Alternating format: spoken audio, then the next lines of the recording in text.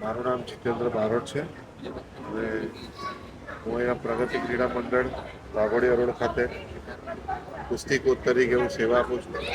વડોદરા શહેર એક રમતગમતની નગરી છે. સર સયાજીરાવ ગાયકવાડનું એક સપનું હતું. તો વર્ષો પહેલાં એમણે જે વડોદરાનું સપનું જોયું હતું અને આજે વર્ષો પછી આટલી બધી વસ્તી ધરાવીને જ્યારે વડોદરા શહેરની અંદર રમતોના જે મેદાનો છે એ લુપ્ત થઈ રહ્યા છે.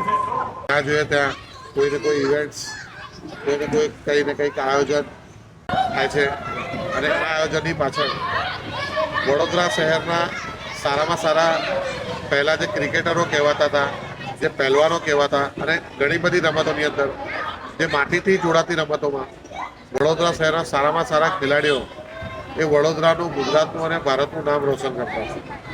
આજે એવા ખેલાડીઓને પ્રેક્ટિસ કરવા માટે, રમવા માટે કોઈ પણ મેદાનો રહ્યા નથી. રાજ્ય સરકારના સ્ટેડિયમો છે, માંજલપુર સ્પોર્ટ્સ કોમ્પ્લેક્સ જોઈ લો, સમાજ સ્પોર્ટ્સ કોમ્પ્લેક્સ જોઈ લો. આવા સ્પોર્ટ્સ કોમ્પ્લેક્સમાં પણ જ્યારે ફી ભરો ત્યારે રમવા દે છે.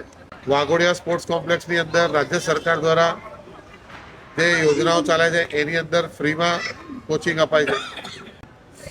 આજે જે પ્રગતિ ક્રીડા મંડળની અંદર અને ઘણા બધા વડોદરાની અંદર નાના નાના મેદાનો છે એની અંદર સારામાં સારા ખેલાડીઓ તૈયાર થાય છે જે વિના મૂલ્યે અહીંયા પ્રેક્ટિસ કરે છે.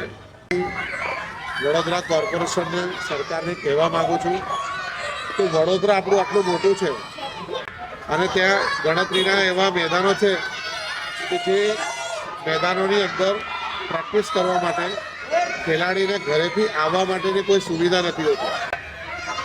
તો વડોદરા કોર્પોરેશન અને રાજ્ય સરકાર આવા ખેલાડીઓ માટે જે બસની સેવા છે, વિટકોસ બસ છે કે એસટી બસની સેવા છે એ ફ્રીમાં ફાળવે. પ્રગતિ ક્રીડા મંડળની અંદર ડિસિપ્લિનથી લઈને, પ્રેક્ટિસથી લઈને, ડાયટથી લઈને બધી જ સુવિધાઓ આપવામાં આવે છે. અને દેશી રમત જે લંગડી છે, કુસ્તી છે, કબડ્ડી છે, મલખમ છે, આવા દેશી વ્યાયામ પર વધારે ધ્યાન આપવામાં આવે છે. અને દરેક પેરેન્ટ્સને હું એ જ કહેવા માગું છું, ખેલાડીઓને ભણતરની સાથે સાથે માટીથી જોડાતી રમતમાં આગળ વધારો અને દરેક પેરેન્ટ્સે આવી રમતમાં સપોર્ટ કરવો જોઈએ. ખેલો વડોદરા, ખેલો વડોદરા, ખેલો વડોદરા.